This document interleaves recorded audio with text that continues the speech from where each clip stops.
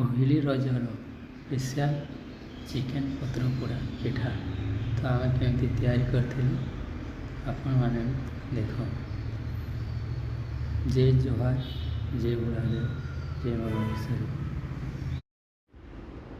ପହିଲା ତ ଆମେ ପତ୍ର ତୁଲି ଆଣିଥିଲୁ, ତ ସେଟା ଖଲି ସିଲେଇ ପକାଲୁ। ତାପରେ ଗୋଟେ ତାଟିଆରେ ଭଲ ଭାବରେ ଚିକେନ୍କେ ଧୋଇ ପକାଲି। ତାପରେ ଆମେ ଗୋଟେ ଚାଉଳ ଗୁଣ୍ଡ 1 କିଲୋ ଆଣିଥିଲୁ। ଲୁଣ ଦେଇକରି ହଳଦୀ ଗୁଣ୍ଡ ମିକ୍ସ କରିଦେଲୁ। ଚିକେନ୍ ଦେଇକରି ଚାଉଳ ଗୁଣ୍ଡ ସହିତ ଭଲ ଭାବରେ ମିକ୍ସ କରିଦେଲୁ। ଗୋଟା ମସଲା ଦେଇକରି ପାଣି ଦେଇକରି ମିକ୍ସ କରିଦେଲୁ। ଚିକେନ୍ ମସଲା ଦେଇଦେଲୁ, ଲଙ୍କା ଗୁଣ୍ଡ ଦେଇଦେଲୁ, ଜିରା ଗୁଣ୍ଡ ଦେଇକରି ଭଲ ଭାବରେ ମିକ୍ସ କରିଦେଲୁ। ତାପରେ ପତ୍ରରେ ତେଲ ଟିକେ ଦେଇକରି ସବୁ ପତ୍ରରେ ଭଲ ଭାବରେ ଦେଇଦେଲୁ। ତାପରେ ଚିକେନ୍କୁ ପତ୍ର ଉପରେ ଦେଇକରି ତାର ଉପରେ ଆଉ ଗୋଟେ ପତ୍ର ଦେଇକରି ଭଲ ଭାବରେ ଚାରିଆଡ଼େ ସିଲେଇ ଦେଲୁ।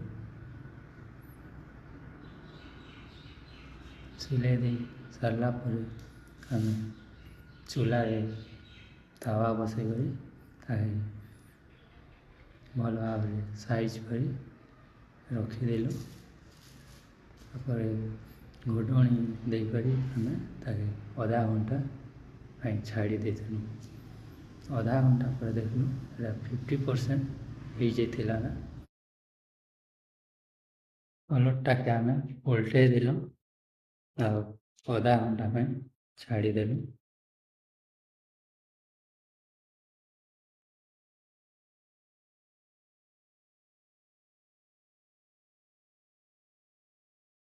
ଅଧା ଘଣ୍ଟା ପରେ ଦେଖିଲୁ ସେଟା ଭଲ ଭାବରେ ହେଇଯାଇଥିଲା। ଓହ୍ଲେଇ ପକାଇଲୁ, ଦେଖିପାରୁଥିବେ ବହୁତ ବଢ଼ିଆ ହେଇଛି।